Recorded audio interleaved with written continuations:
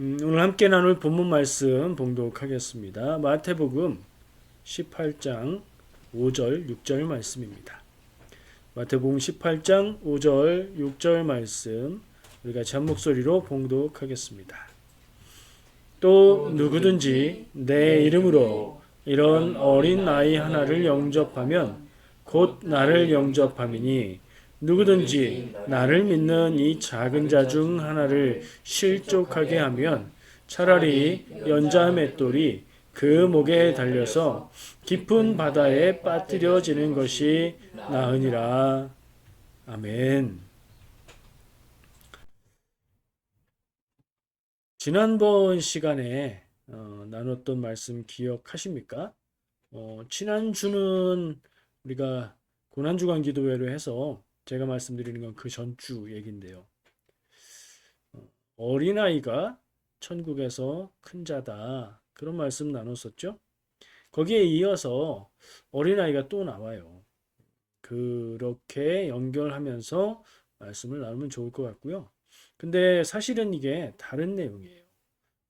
지난주에 나눴던 18장 4절 예수님께서 어린아이와 같이 겸손하지 않으면 낮은 마음이 아니면 천국에 결단코 들어갈 수 없다 말씀하셨었죠. 오늘 말씀에 5절에 어린아이가 나와요. 그래서 연결이 돼요. 근데 내용을 보면 다른 내용이에요. 그러니까 주제가 다른데 어린아이라는 말로 연결을 해서 확장을 하고 있는 것을 발견할 수 있고요. 또 6절 말씀을 보면 어린아이도 아니에요. 6절에는 어떻게 변하죠? 연결되어 있는 점이 작은 자 중에 하나라고 조금 바뀌어요. 근데 어린아이가 두 절 나왔고 6절에 이 작은 자 중 하나라고 말씀하시기 때문에 이미지가 연결이 되고 있어요. 근데 거기에서도 또 확장이 일어나죠. 그러니까 작은 자 중 하나를 실족하게 하면 이라고 얘기하실 때는 어린아이도 떠오르지만 어리지 않아도 키가 작지 않아도 어른이어도 작은 사람을 생각해야 돼요. 그래서 그 대상이 점점 확장되면서 거기에 맞게 한 절 한 절 다른 내용을 예수님이 말씀해 주신다. 이렇게 생각하면 잘 이해를 할 수 있을 것 같아요. 어쩌면 예수님이 직접 육성으로 이런 연결을 다 하신 다음에 말씀하신 것일 수 있고요. 또 다르게 보면 이 마태복음을 쓴 저자가 이걸 다 예수님이 하신 말씀들인데 요 말씀 요 말씀 요 말씀은 어린아이 작은 자 다 연결이 되는구나 해서 그렇게 쭉 하나로 한데 묶어서 적은 걸 수도 있어요. 이렇게 생각해도 좋고 저렇게 생각해도 좋고 예수님이 말씀하셨다는 것은 다르지 않으니까요. 자, 예수님의 말씀은 복음이요 진리요 하나님의 뜻이라고 우리는 들을 수 있죠. 자, 말씀을 쭉 나눠 보겠습니다. 5절, 6절은 좀 전에 말씀드린 대로 다른 내용인데 연결이 되어 있고 비슷하다. 비슷하다는 점에서 연결이 되면서 뜻과 의미와 대상이 확장되고 있다. 이렇게 할 수 있고요. 5절 말씀에 나오는 어린아이는 진짜 어린아이예요. 어린아이를 영접하는 것이 나를 영접하는 것이다. 나가 누군데요? 말하시는 분이니까 예수님. 어린아이를 영접하면 나를 영접한 것과 같다. 나는 어린아이를 네가 영접해 준다면 나를 대접한 것으로 여기겠다. 이런 말씀이 되는 거죠. 6절 말씀은 요약하면 작은 자를 실족하게 만들면 안 돼. 그럼 큰일 나. 그건 정말 무거운 거야. 이렇게 말씀하시는 거죠. 이 작은 자에는 어린아이도 들어갈 거예요. 그리고 이 작은 자라는 말의 의미를 생각할 때 연약한 자, 능력이 적은 자, 지혜롭지 못한 약간 모자란 자, 자기 앞가림을 잘 못하는 사람, 가난한 사람, 이런 의미들을 다 생각할 수 있어요. 다른 내용이긴 하지만 비슷하기도 하고 공통점을 찾아본다면 어린아이 혹은 작은 자가 귀하다. 어떤 의미에서요? 누구에게요? 예수님이 보시기에 어린아이나 작은 자가 귀하다. 그런데 현실은 사람들은 어린아이를 귀하게 여기지 않고 작은 자를 귀하게 여기지 않는다. 그럼 예수님의 말씀이니까 이것은 곧 하나님의 뜻. 하나님은 보실 때에 어린아이를 작게 여기지 않고 크게 귀하게 보시고 하나님은 작은 자, 연약한 자, 부족한 자, 가난한 자를 크게 보신다. 왜 그럴까요? 뭐가 특별하길래요? 어쩌면 사람들이 업신여기고 무시하고 멸시하고 작게 여기기 때문에 그 반대로 하나님이 중요하게 크게 여기신다라고 생각해도 틀리지 않을 것 같아요. 하나님에게 귀하다는 말씀이에요. 그러면 세상에서는 반대로 그렇지 않다는 얘기죠. 지금도 그럴 수 있어요. 지금 현대에도 어린아이들에 대해서 관심을 두지 않을 수 있고 목소리를 잘 내지 못하는 사람들, 가방끈이 짧다거나 조금 지능이 부족하다거나 혹은 능력이 안 된다거나 혹은 가난하다거나 그런 사람들, 그 사람들의 마음과 말과 생각을 무시하는 세상일 수 있죠. 그렇습니까? 안 그렇습니까? 여러분이 경험한 세상은 어떻습니까? 하물며 예수님 당시에는 어땠을까요? 더 했겠죠? 예수님의 이 말씀은 하나님이 그런 자들을 연약하고 작고 무시당하는 자들을 귀하게 여긴다는 말씀일 뿐 아니라 그 말의 의미는 뭐예요? 그러니 하나님을 믿고 나를 믿는 너희도 그렇게 여겨야 된다. 요 얘기 아니겠습니까? 그럼 우리는 어때요? 우리도 똑같죠. 어린아이나 연약한 자나 작은 자나 힘없는 자나 이런 사람들을 귀중하게 소중하게 보아야 된다는 얘기인 겁니다. 왜죠? 우리가 살아가는 인생, 삶은 세상의 삶이잖아요. 세상은 그렇지 않다 이렇게 생각하기 쉽죠. 근데 계속해서 나누는 건데 우리는 세상에서 살지만 하나님의 뜻을 기준으로 살아가는 천국 시민이잖아요. 우리의 기준은 하나님의 뜻을 따르는 거잖아요. 그러니까 우리의 현실 삶에서도 오늘의 주제, 어린아이, 작은 자를 하나님의 마음을 따라서 우리도 중요하게 여기는 게 마땅하다. 이렇게 한번 마음에 새기고 넘어가면 좋겠습니다. 자, 5절, 6절이 이어지고 있기 때문에 읽을 때 그 자연스럽게 그리고 뭐 작은 자나 어린아이나 주는 느낌이 비슷하기 때문에 그냥 같은 것으로 인식되기가 쉽습니다. 그렇게 보면 안 되는가? 안 될 거야 없겠죠. 근데 넓어지는 의미를 놓치면 또 안 되니까 그런 건 기억할 필요가 있어요. 그래서 좀 자세히 보면요. 이게 헬라어로 쓰여진 단어 자체가 다르다고 하는 것을 발견하게 돼요. 당연히 다르겠죠. 그 원어를 가지고 번역했으니까요. 어린아이, 상식으로 알아두시면 좋을 것 같아요. 파이디온이라는 단어를 씁니다. 이건 어떤 뭐 영적인 깊은 내밀한 의미를 가진 말이 아니고 그냥 정말 어린아이입니다. 그러니까 5절에서 말하는 어린아이를 영접하면 나를 영접한 거다 할 때 그 어린아이는 진짜 그냥 어린아이를 얘기하는 거예요. 네, 어린아이를 예수님 대하듯 대하는 것. 예수님은 그걸 바라신다는 거죠. 그리고 6절에 나오는 작은 자는 미크로스라는 말이에요. 마이크로하고 연결되죠. 작다는 의미겠죠. 근데 이 작다는 말에는 물리적으로 작다는 뜻 말고도 어, 약하고 보잘것없고 영향력 없고 사회적으로 낮은 사람으로 여긴다. 그런 사람들을 상징하는 그런 말이라고 생각할 수 있어요. 아까 얘기하듯이 어린아이의 의미에서 어른이지만 혹은 뭐 나이에 관계없이 어린아이처럼 무시당하고 멸시당하고 중요하게 여겨지지 못하는 사람들을 이야기하는 거라고 할 수 있죠. 그러니까 정리하면 5절의 어린아이와 6절의 작은 자의 관계는 같지는 않아요. 근데 5절에서는 진짜 어린아이, 6절에서는 확대해서 나이에 관계없이 키에 관계없이 사람들이 작게 보고 중요하게 보지 않고 무시하는 그런 사람을 말하는 거예요. 나는 어떤가? 한번 점검해 볼까요? 여러분 어린아이를 귀하게 여기십니까? 귀하게 여기죠. 요즘 세상은요. 제가 캐나다를 속속들이 잘 알지 못해서 모르겠지만 아마도 어린아이들을 귀하게 여기는 것 같고요. 한국의 문화 역시 어린아이를 굉장히 귀하게 여깁니다.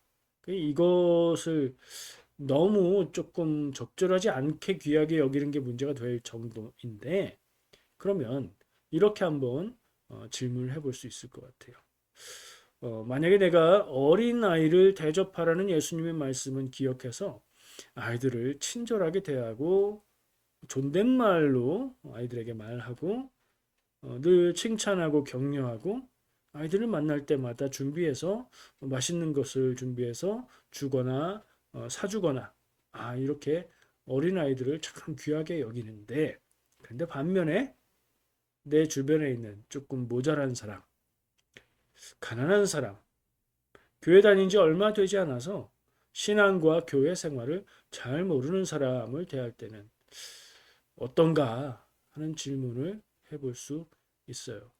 예수님은 5절과 6절을 이어서 말씀하셨고 5절, 6절을 다 충족해야 예수님이 합격, 하나님의 뜻에 맞는 그런 모습일 건데, 어린아이에 대해서 귀하게 여기는 것은 대체로 하는 것 같은데 왠지 좀 사람들이 무시하는, 뭐 숫자를 셀 때나 의견을 물을 때나 이런 때 그냥 넘어가는 그런 사람들은 있지 않나?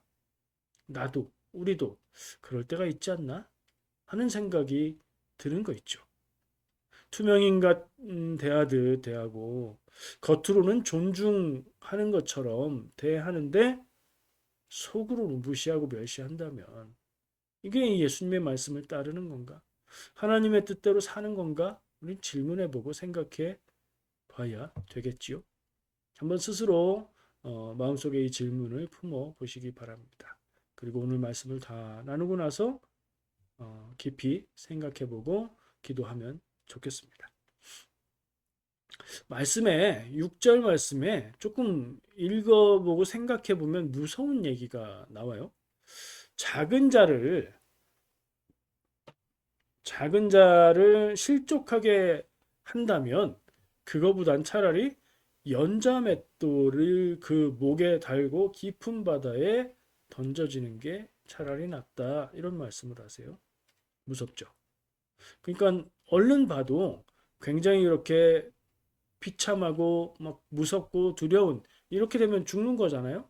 그런 죽음이 작은 자 중 하나를 실족하게 하는 것, 문장으로는 그렇지만 의미로 보면 작은 자 중 하나를 실족하게 하는 것에 대한 책임, 그 대가, 그 벌은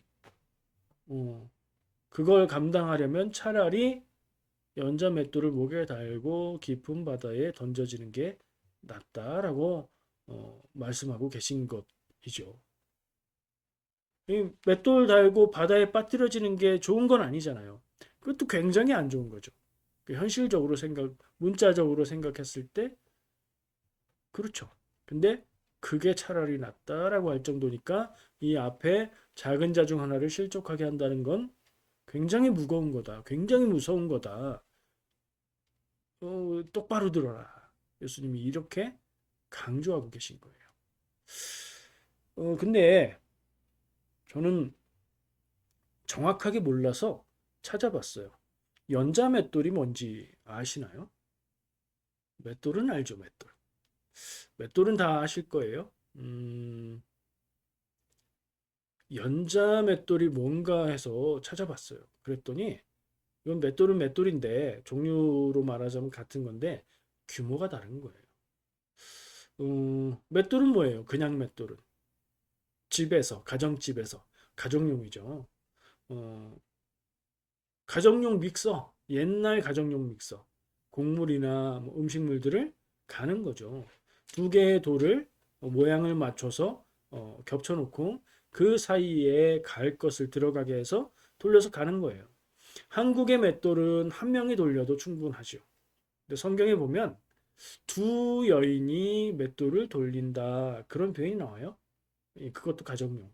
두 명이서 혼자 돌릴 수도 있지만 힘드니까 일로 할 때는 두 명이서 붙잡고 힘을 보태서 가는 거예요. 그건 가정용인데 연자 맷돌은 뭐냐? 연자라는 말은 한자 말인데 간다, 간다라는 말이고 자는 기구, 도구를 가리키는 말이라고 해요. 그 연자는 가는 도구 똑같지 않나? 하는데 뭘 연자 맷돌이라고 하냐면 소나 나귀나 이런 동물의 힘을 빌어서 돌리는 그런 맷돌을 이야기하는 거예요. 뭐가 차이죠? 힘의 차이가 있죠. 힘이 동물이 사람보다 훨씬 세거든요.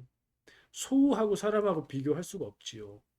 그러면 더 힘센 소가 끄는 연자 맷돌은 훨씬 큰 돌을 사용하는 거예요. 돌의 규모가 다른 거예요. 가정용, 집에서 쓰는 맷돌의 무게가 뭐 돌이니까 수십 킬로그램 정도 된다. 그러면 연자 맷돌은 수톤, 수천 킬로그램 규모다. 이렇게 생각할 수 있어요. 그냥 맷돌이라고 생각해도 사실 아까 말씀에 목에 그걸 달고 그냥 바다에 빠지는 것도 아니에요.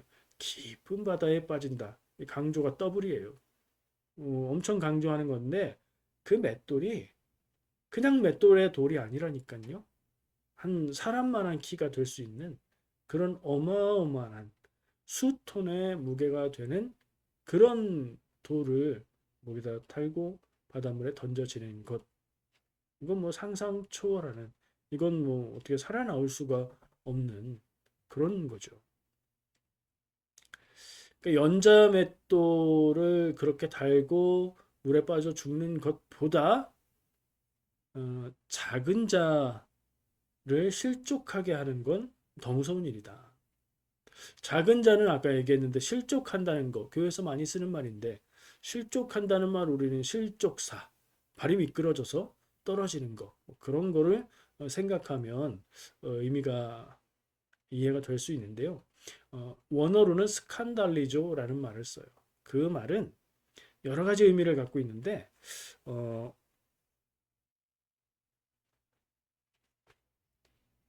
사람을 걸려 넘어지게 하는 장애물. 돌뿌리가 길에 있어서 길을 가다가 탁 발이 걸려서 넘어지는 장애물. 혹은 뭐 큰 게 있어서 발을 걸어 넘어지게 하는 장애물. 그런 의미가 있고요. 또는 죄를 짓게 유혹하고 죄를 짓게 만드는 행동들을 의미해요. 실족한다. 아까 제가 실족사라는 얘기를 예를 들었을 때는 걸려 넘어지게 하는 장애물의 의미하고 연결이 될 거고 누군가를 죄를 짓게 만든다. 요거 역시 이 스칸달리죠. 실족하게 한다는 말에 들어있는 의미라는 거죠.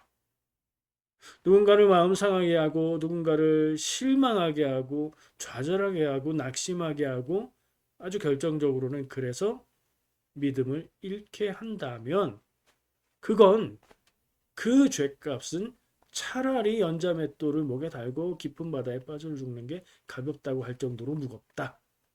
그런 말씀인 거예요. 이 연자맷돌의 의미를 이렇게 밝혀보기 전까지는 내용은 대략 알아들었었는데 이 정도 무게감으로 예수님이 얘기하고 계시다는 건 좀 새삼스럽습니다. 굉장히 무섭다는 얘기예요. 그럼 우리는 돌아볼 필요가 있는 거예요.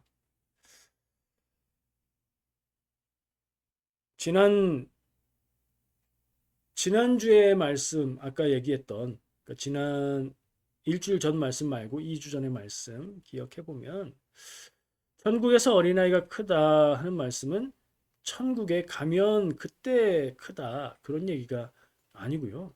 천국의 기준을 가지고 사는 우리가 세상에서, 지금 사는 세상에서 어린아이를 크게 여기고, 어린아이처럼 겸손해야 천국에 간다. 그런 말씀이었죠.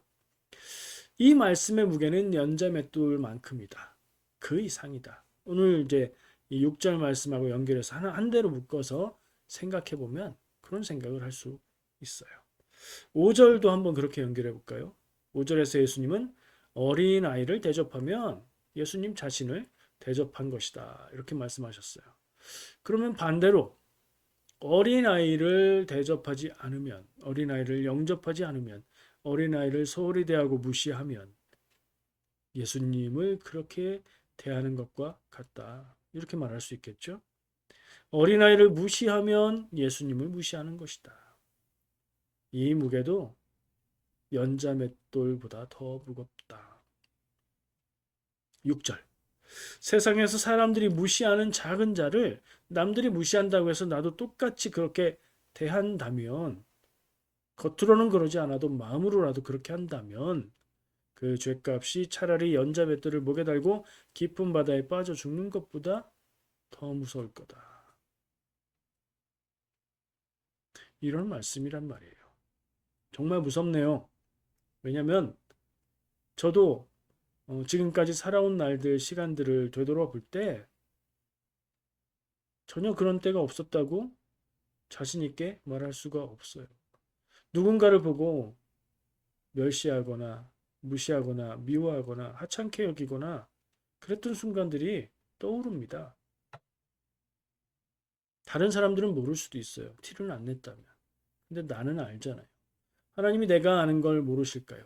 내가 모르는 것도 하나님은 다 아시는 걸요. 우리는 얼마나 많은 어린이들을 무시하고 약하고 없는 사람들을 멸시했나 질문해 보게 됩니다. 그렇다면 내 죄의 무게는 어느 정도일까요? 연자맷돌이 수토는 될 거다라고 얘기했는데 그 정도? 혹은 더 무거울까요? 어떻게 하죠? 오늘 말씀이 이렇게 계속 가면 너무 심각해지는 것 같아요. 이 기준을 엄격하게 적용하면 일단은 천국에 못 가죠. 예, 죄의 무게도 엄청날 것 같아요. 그래서 오늘 말씀을 듣는 이 순간부터 마음을 고쳐먹고 지금부터 이 말씀을 새기고 어린아이와 작은 자를 귀하게 여기고 잘 해주면 그럼 될까요? 그럼 천국에 가고 구원받고 죄가 용서받고 그럴까요? 그냥 없어지진 않아요. 지금부터 잘하겠다 그러면 그건 지금부터 앞으로의 문제는 해결할 수 있다 쳐도 지난 시간은 어떻게 할까요? 그리고 지금까지 못했는데 우리가 어, 어린아이를 귀하게 여기고 작은 자들을 소중하게 대해야 한다는 걸 오늘 듣기 전에 전혀 모르셨나요? 아닐걸요? 앞으로는 내가 마음먹는다고 완전히 안 할 수 있을까요? 저는 그럴 수 없다고 생각합니다. 그럼 어쩌죠? 연자맷도 무서운데, 그죠? 음,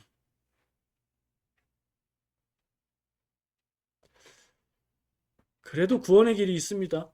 예. 하나님이 우리를 기준을 만들어 놓고 거기에 미치지 못하면 안 돼. 구원 없어. 불합격. 너는 지옥. 이런 하나님 아니시잖아요. 예수님도 이런 부분에 대해서는 강하게 말씀하시지만 그런 모습만 보여주는 예수님 아니시잖아요. 예수님이 막 오늘 이 말씀을 성경에 딱 기록되게 해놓으신 다음에 이미 말했다. 나중에 심판할 때 보자. 이러시겠어요? 그러면 좀 섬찟합니다. 다행히도 회개라는 게 있어요. 회개. 회개 아세요? 네, 회개. 돌이키는 것. 삶의 방향을 돌이키는 것. 그리고 지난 우리의 죄를 하나님 앞에 고백하고 용서받는 길이 있어요. 잘못된 지난 모습을, 지난 날의 죄를 해결할 수 있는 열쇠가 회개. 아까 얘기했던, 아까 걱정했던, 지금까지 해왔던 거 회개로 해결할 수 있습니다. 근데 그냥 형식적으로 하면 안 되죠. 진심의 회개가 있어야 돼요. 그리고 진실한 회개는 다시 그 길로, 다시 그 죄를 짓지 않는 것이 진실한 회개예요. 또 역시 그게 문제예요. 앞날이 문제예요. 우리가 아는데, 우리가 살면서 지켜야 될 것을 아는데 못 지키는 거 많죠. 해야 되는 걸 아는데 못 하는 거 많죠. 이것도 그렇지 않겠어요? 내 의지로, 내 능력으로 하려고 하면 번번이 실패하잖아요. 그래서 필요한 건 뭘까요? 지난 시간들은 회개로 해결하고 앞으로의 시간들은 기도로 해결해야 되지 않겠습니까? 내 능력으로 내가 감당하겠다 마음 먹는 거. 물론 마음에 새기고 그렇게 하려고 노력하고 애써야 되는데 내가 다 감당하지 못하는 나의 연약함 우리 알잖아요. 나의 부족함, 나의 이기심. 지난주에 고난주간 기도회 때 다 이겨야 된다 이렇게 나눴었잖아요. 회개와 기도로 사실 하나님 앞에 우리의 삶의 모습과 삶의 태도와 이런 것들을 다 드리고 하나님의 능력을 힘입어서 참으로 사랑할 수 있기를 간구하면서 살아갈 때 그렇게 살아갈 수 있는 가능성이 더 커지지 않겠습니까? 그리고 그렇게 하지 못할지라도 하나님께서 정상 참작 해주지 않겠습니까? 완전하지 않은 우리의 모습을 알고 하나님의 뜻을 알고 깨닫고 그 길로 살아가기를 애쓰는 것이 믿음으로 사는 인생이다. 이런 생각을 합니다. 우리가 그렇게 살아가야 할 줄 믿습니다.